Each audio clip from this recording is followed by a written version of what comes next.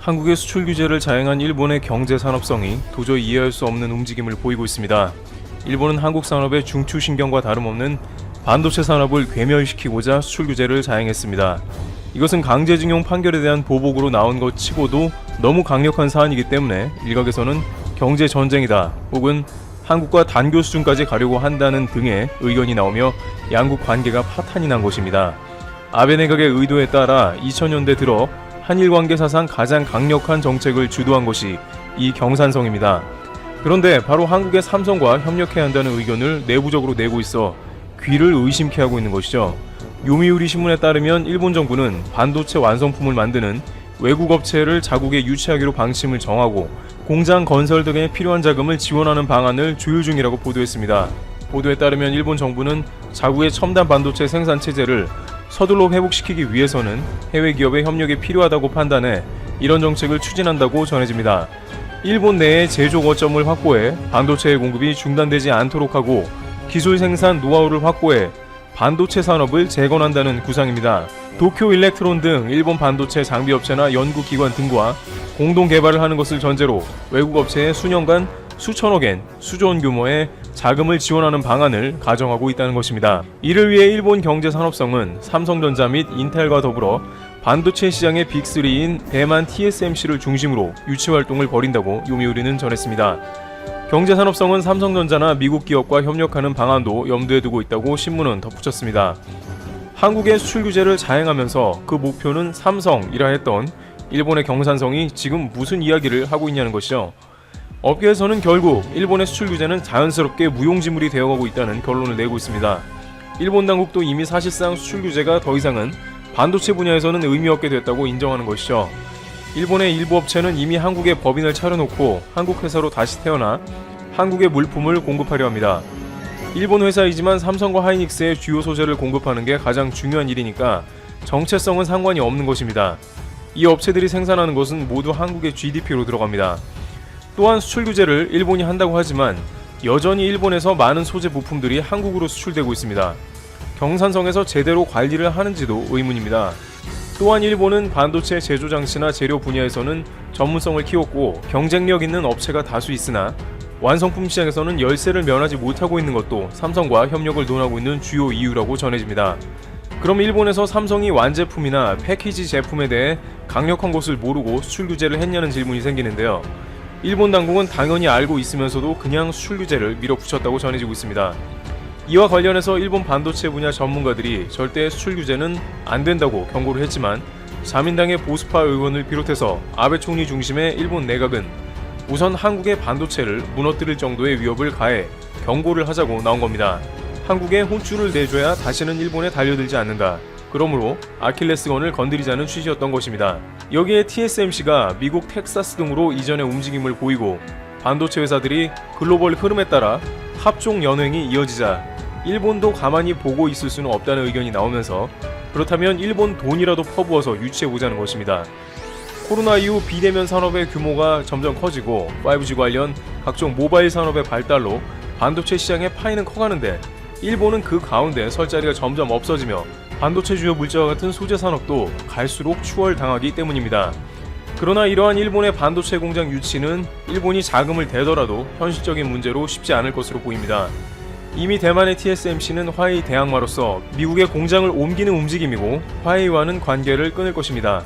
어느 정도 미국의 압박이 들어가 있는 상태이기 때문에 미국 정부가 TSMC를 컨트롤하는 상황이 들어가므로 일본에서 TSMC 공장을 유치하기는 쉽지 않아 보입니다. TSMC는 작년 11월 도쿄대와 공동연구소를 세우는 등 일본과 반도체 개발 분야에서 협력하고 있습니다만 공장을 세우는 것은 또 다른 문제라는 것입니다. 바로 일본의 지진 문제 때문으로 과거 미국의 마이크론이 일본 공장이 지진으로 타격을 입은 전례가 있어서 글로벌 업체들은 예민하고 전력 공급이 중요한 반도체 라인을 일본에 세우길 꺼려하는 것입니다. 반도체 업계 특성상 단시간 정전이 되더라도 피해 금액이 엄청나기 때문에 간과할 문제는 아닌 것입니다. 또한 삼성과 같은 기업은 현금 보유량도 많기에 돈을 퍼붓는다고 일본과의 협업을 허락할지도 의문입니다. 이와 같이 일본은 불과 1년 전에 삼성을 중심으로 한 한국 반도체를 무너뜨리겠다고 한 이야기를 잊었는지 완전히 다른 방향의 이야기를 하고 나온 상황입니다. 그나마 한국이 지리적으로나 여러가지 일본과 가장 협력하기 쉬운 나라였을지는 모르나 이젠 반도체 분야야말로 일본과 가장 일하기가 꺼려지는 분야가 됐습니다.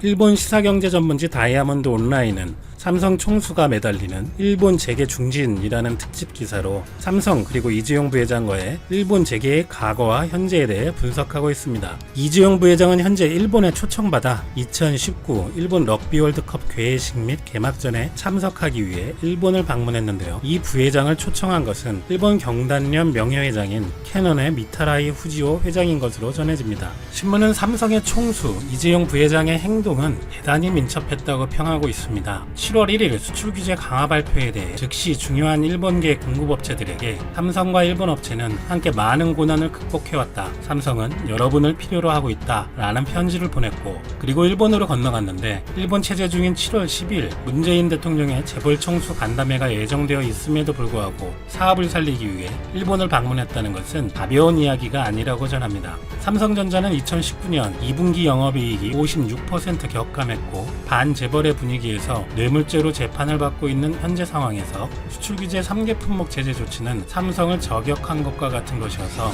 이재용 부회장의 한국 내에서의 고립감을 심화시키고 있는 상황이었다고 평하며 이러한 난국에서 아버지 이건희 회장도 병상에 있기 때문에 외로운 후계자가 의지한 것은 전폭적인 신뢰를 걸고 있는 일본의 아버지라고 전하고 있습니다. 그리고 그 사람은 바로 일본 재계의 총리라고 불리는 일본 경단련 회장 미타라이 후지오 캐논 회장이라고 밝힙니다. 당시 미타라이 회장, 이재용 부회장 그리고 롯데의 신동빈 회장이 만났으며 캐논은 삼성 측의 반도체 제조 장치와 유기 이해를 공급하고 있으며 롯데는 사무기기 유통업을 하고 있기 때문에 사업상 연관이 있고 덧붙여서 신동빈 회장 역시 뇌물죄로 집행유예 판결을 받았고 이재용 부회장과 보석 동료라고 전합니다. 이 만남에 대해 기자는 미타라이 부회장이 이재용 부회장과 나눈 대화에 대한 인터뷰 내용을 전하고 있는데 미타라이 회장은 이재용 부회장이 30년간의 친구이고 오림무원의 어려운 입장에 있다는 것, 한일 문제에 대해 지금 움직이는 것은 너무 빠른 것 같아 조용히 침묵하는 방법밖에 없다 라고 했다는 말을 전합니다. 이재용 부회장과는 친구이자 수출 규제의 최종 판단을 내린 아베 총리와도 가까운 미타라이 회장은 미묘한 입장에 있어서 단어를 선택하며 말을 아끼는 모습을 보일 수밖에 없었고 이재용 부회장을 30년간의 친구라고 부르게 된 내력에 대해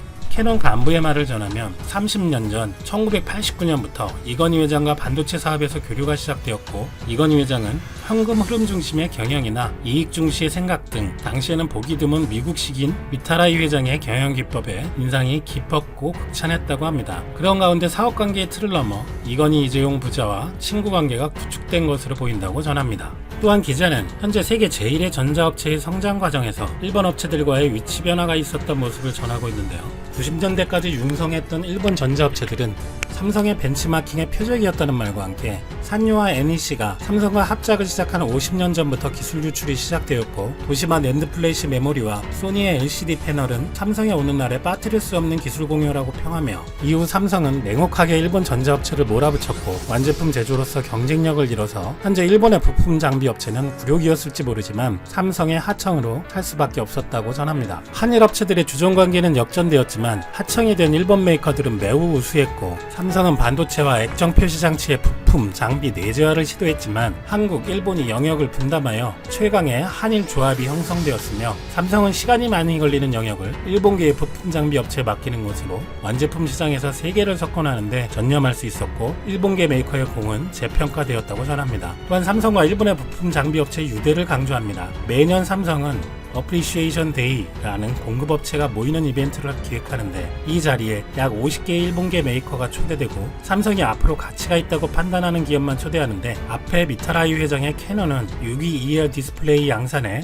필수적으로 역시 주요 참석자임을 전하며 한일 대립이 격화되어도 올해 10월 중순에 가나가와현의 골프장에서 상가업체 대표들이 삼성이 준비한 커플 유니폼을 입고 팀 삼성의 유대를 강화할 것이다 라고 예상했습니다. 그러나 마지막으로 삼성과 일본계의 부품 장비 업체는 오랫동안 전략의 방향을 공유하고 한국, 일본 관계를 넘어 강력한 수평 분업 체제를 구축해왔으나 지금 한일 관계의 위기에서 최강의 연합의 붕괴 위험이 있다고 전하며 기사를 마칩니다. 이 기사를 통해서 볼 때 일본의 수출 규제 조치 이후 이재용 부회장의 1차 방문 시에는 심지어 대통령과 예정된 일정을 취소하고 일본에 갈 만큼 이재용 부회장의 마음이 급한 상황에서 일본 업체, 재계 인사들을 만났으나 당시에는 뚜렷한 소득을 얻지는 못한 것으로 판단됩니다. 당연히 일본 기업들도 갑작스런 상황이고 일본 정부의 의중을 쉽게 예측하기 어려웠기 때문이었겠죠. 있었죠. 하지만 최근 삼성이 일부 국산화에 성공하고 수입선 다변화에 총력을 기울인 결과 일본 소재 부품 기업들과 거래를 줄이거나 끊자 제발 그러지 말아달라는 일본의 반응이 늘어나고 있습니다.